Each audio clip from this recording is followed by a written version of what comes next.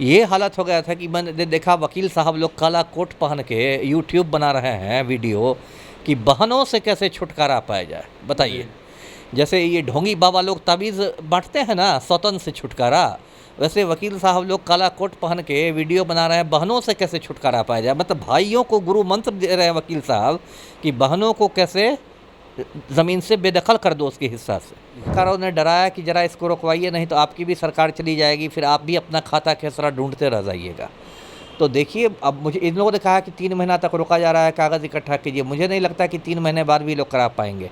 फिर 3 महीने और बढ़ाया जाएगा, उसके बाद फिर चुनावी मौसम आ जाएगा, फिर आचार संहिता लागू हो जाएगी, फिर 2025 हो जाएगा। हाँ 25 हो जाएगा, और 25 के चुनाव में पलटू राम दोबारा आएंगे कि नहीं आएंगे वो भी अभी विवादित ही है।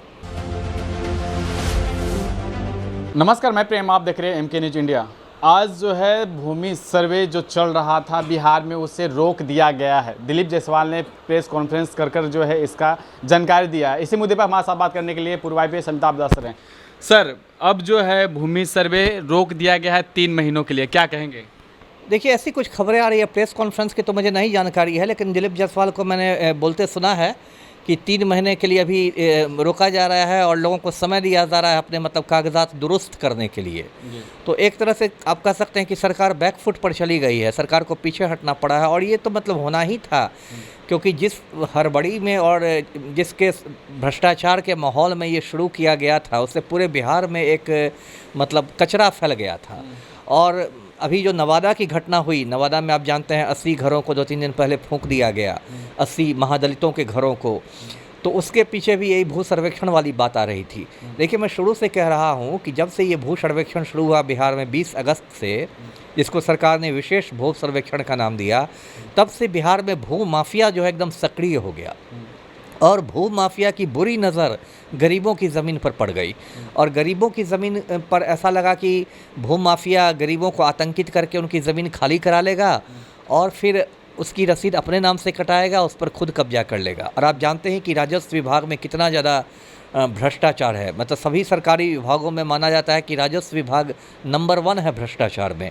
और जितने भी अंचलाधिकारी के कार्यालय हैं CO के, लगभग सारे के सारे जो हैं वो लूट खसोट का बिल्कुल अड्डा बने हुए हैं। आप कर्मचारियों को देखिएगा, राजस्व कर्मचारियों को बड़ी बड़ी गाड़ियों में घूमते हैं, महंगी महंगी गाड़ियों में, वो लोग अपना 4-5 दलाल रखते हैं, और सारे में दाखिल खारिज में ये पैसा ले रहे हैं, केवाला के नकल में पैसा ले रहे हैं, इसमें परिमार्जन में पैसा ले रहे हैं, और बिल्कुल ये मतलब एक ये बना हुआ है गिरोह जैसा। मतलब पैसा नीचे से ऊपर तक जा रहा है ना। कहते हैं ना कि कद्दू कटेगा तो सबको बटेगा, तो वही है, जब कद्दू कटता है तो सबको बटता है। वो कर्मचारी को पैसा जाता है, अमीन को जाता है, कानूनगो को जाता है, CO को जाता है, DCLR को जाता है। एकदम पहले लूट तो बहुत पहले से थी, अब इस सर्वेक्षण के बाद महालूट शुरू हो गई। कल मोतिहारी में मैं देख रहा था, वहाँ पर बंगड़ा थाना या कौन थाना है, वहाँ पर गोलीबारी हो गई, उसमें एक आदमी मारा गया। तो देखिए, ऐसे पलटू राम ने कहा था कि मतलब जुलाई 2025 तक हम लोग सबका डिजिटल मैपिंग करा देंगे। मतलब जितने भूखंड हैं बिहार के, सभी भूखंडों को कंप्यूटराइज्ड करा दिया जाएगा। और बड़ी बड़ी पलटू राम को तो बात बनाने में कौन हरा सकता है। उन्होंने कहा था कि जो उपग्रह हैं, जो अंतरिक्ष में उपग्रह हैं, उनकी मदद ली जाएगी तस्वीरें खींचने में, आसमान में ड्रोन उड़ाए जाएंगे और उनसे तस्वीरें ली जाएगी भूखंडों की। तो ये सब सुनने में बहुत अच्छा लगता है, लेकिन आप ज़मीन पर इसको लागू करना आसान नहीं है। अब देखिए, पूरे बिहार में 45,130 गांव हैं, 1-2 गांव नहीं है, 45,000 से ज़्यादा गांव हैं। और गांव में ज़्यादातर ज़मीन जो है वो विवादित ज़मीन है, या लोगों के पास कागज़ नहीं है। वो रह रहे हैं कई पुश्त से, दादा परदादा लकड़दादा वहाँ से रह रहे हैं, लेकिन उनसे कागज़ पूछिएगा तो कोई कागज़ नहीं है, न रसीद है, न खतियान है, न कुछ है। कई ज़मीनों का बंटवारा नहीं हुआ है। दूसरी बात जो हो गई थी इस भू सर्वेक्षण से, कि हर घर में समझिए एक पारिवारिक कलह हो गया था। ये हालत हो गया था कि मैंने देखा वकील साहब लोग काला कोट पहन के यूट्यूब बना रहे हैं वीडियो कि बहनों से कैसे छुटकारा पाया जाए। बताइए, जैसे ये ढोंगी बाबा लोग ताबीज़ बांटते हैं ना सौतन से छुटकारा, वैसे वकील साहब लोग काला कोट पहन के वीडियो बना रहे हैं बहनों से कैसे छुटकारा पाया जाए। मतलब भाइयों को गुरु मंत्र दे रहे हैं वकील साहब कि बहनों को कैसे ज़मीन से बेदखल कर दो उसके हिस्सा से। इस समाज में पाखंड देखिए, 1 महीना पहले इसी समाज में रक्षाबंधन मनाया गया है, और लाखों भाइयों ने अपनी बहनों से राखी बंधवाई है और उनकी रक्षा का वचन दिया है, उनसे टीका लगवाया है। और जहाँ वंशावली में बहन का नाम देने का समय आया तो सारे भाई शुरू हो गए कि भाई बहनों से कैसे छुटकारा पाया जाए। और ऐसी ऐसी खबरें आ रही थी बिहार में कि कुछ भाई लोग अपनी बहनों का जाली हस्ताक्षर करने का प्रैक्टिस कर रहे हैं। मतलब ये समाज में सड़न पैदा हो गई। तो ये जो भी भूमि सर्वेक्षण था, अब तो मैं भूतकाल में ही बात कर रहा हूँ, तो वो बिल्कुल ये हो गया, मतलब आप कह सकते हैं टाएं टाएं फिस हो गया, सुपर फ्लॉप हो गया। एक जो राजस्व मंत्री हमारे हैं दिलीप जायसवाल, उन्होंने एक पर्सनल नंबर जारी किया 943009, है ना, उसके बाद 5 बार 11111। मैंने खुद अपने मोबाइल से कई बार लगाने की कोशिश की है, वो घंटी बजती है, कट जाता है, कोई उठाने वाला नहीं है। तो ये सब नौटंकी से नहीं भूमि सर्वेक्षण चलने वाला है। और पलटू राम में ये डर हो गया कि अगर इसी तरह सर्वेक्षण चला तो इनको चुनाव में बहुत बड़ी इसकी कीमत चुकानी पड़ेगी। प्रशांत किशोर ने कहा ना कि ये भूमि सर्वेक्षण जो है वो नीतीश कुमार के ताबूत में आखिरी कील साबित होगा। वोट बैंकिंग के चलते वो रोक दिया गया। वोट बैंकिंग के चलते रोक दिया गया, क्योंकि लोगों में, रैयतों में इतना असंतोष हो जाएगा और असंतोष गांव-गांव फैल जाएगा तो विपक्ष उसका फ़ायदा उठा लेगा। अभी आंध्र प्रदेश में जो जगन मोहन रेड्डी की सरकार गई है इसी साल जून महीने में, उसकी मेन वजह यही माना जा रहा है कि वहाँ पर जगन मोहन रेड्डी ने ऐसे ही भू सर्वेक्षण कराया और वहाँ जो रेड्डी जमींदार सब थे वो लोग नाराज़ हो गए, असंतुष्ट हो गए, तो सरकार ही चली गई। तो पलटू राम को भी सलाहकारों ने डराया कि ज़रा इसको रोकवाइए, नहीं तो आपकी भी सरकार चली जाएगी, फिर आप भी अपना खाता खेसरा ढूंढते रह जाइएगा। तो देखिए, अब मुझे इन लोगों ने कहा कि 3 महीना तक रोका जा रहा है, कागज़ इकट्ठा कीजिए। मुझे नहीं लगता कि 3 महीने बाद भी लोग करा पाएंगे। फिर 3 महीने और बढ़ाया जाएगा, उसका फिर चुनावी मौसम आ जाएगा, फिर आचार संहिता लागू हो जाएगी, फिर 2025 हो जाएगा। हाँ 25 हो जाएगा। और 25 के चुनाव में पलटू राम दोबारा आएंगे कि नहीं आएंगे वो भी अभी विवादित ही है। जिस तरह से बिहार में बड़े अधिकारी आईपीएस सारे जो हैं कोई ट्रांसफ़र ले रहे हैं तो इस्तीफा दे रहे हैं, सेवानिवृत्त हो रहे हैं, तो क्या लगता है कि भूमि सर्वे के चलते जो जिस तरह से घटनाएं हो रही हैं उसके कारण? नहीं, वो इस्तीफ़ों और इनको तो भूमि सर्वेक्षण से मैं नहीं जोड़ता। उसकी तो ये वजह है कि हमारे मुख्यमंत्री जो हैं पलटू राम, उन्होंने ऐसे माहौल बना दिए हैं बिहार में, ऐसा माहौल बना दिया है कि ईमानदार आईपीएस ऑफिसर घुटन महसूस कर रहे हैं, एक बेचैनी का माहौल हो गया है। अब खुद समझिए कि जब प्रदेश का मुख्यमंत्री ही किसी माफिया डॉन का आज्ञाकारी चपरासी बन जाएगा तो वैसे में तो जो ईमानदार आईपीएस होंगे वो तो बेचैनी महसूस करने लगेंगे। अब बिहार में ये हालत है कि जो माफिया डॉन है अनंत सिंह, वो मूछ पर ताव देते हुए मुख्यमंत्री आवास में जाता है, एक अणे मार्ग। पलटू राम खुद उसकी अगवानी करते हैं, फिर बंद कमरे में गुफ्तगू करते हैं।